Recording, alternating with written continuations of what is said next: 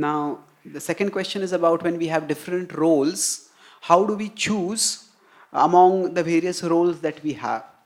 We may have a responsibility to our family, responsibility to our and job. We may be in a society and we may have to do certain things at that time. We have relatives. Yes, at such times, the decision making requires maturity. It requires intelligence which can distance oneself from that situation. See, whenever there's a situation, there's a pressure of that situation. They may push, do this, don't do this, like that. But intelligence means, or maturity means that we are able to raise ourselves above that situation and look at that from a greater distance and objectivity, and then evaluate. So quite often, we cannot always in advance know what is the right decision. So for example, if I have office and I'm told by my boss you have to work, and then we have to come home because there is some important thing at home also. So what do I do at that time? At that time, we may just do whatever feels good or whatever makes sense at that time.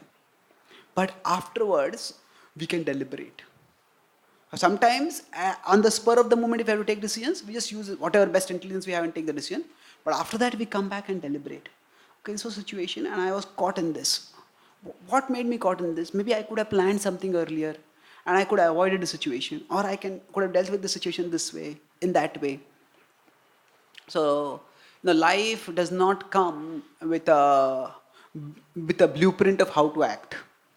It is something which we also have to learn ourselves by experience and by intelligence. So, broadly speaking, the basic principle is that we shouldn't focus on one role too much at the expense of other roles. Success in one role cannot compensate for failure in another role.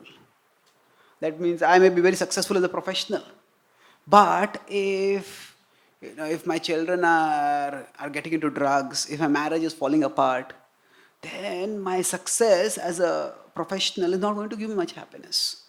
So it is better to aim for modest success in all the walks of life, rather than dazzling success in one walk of life or one role in life and devastating failure in another walk of life. So how to come to that moderate balance? That requires maturity. And actually, to some extent, our practice of bhakti enables us to develop that detachment, that objectivity. Because bhakti, it's ultimately meant to take us towards transcendence. But bhakti practices also bring us to goodness. And when we come to goodness, we can understand things in their proper perspective. Prabhupada says intelligence means to see things in their proper perspective. Okay, this is more important, this is less important. This is what I need to do, this is what can be done later. So by diligently practicing bhakti and by investing time in looking at our own experiences and evaluating our course of actions, then we can come to a policy about how we can act in such situations. And that way, we can decide which roles to give importance at what times. Does that answer your question? Thank you. Hare Krishna.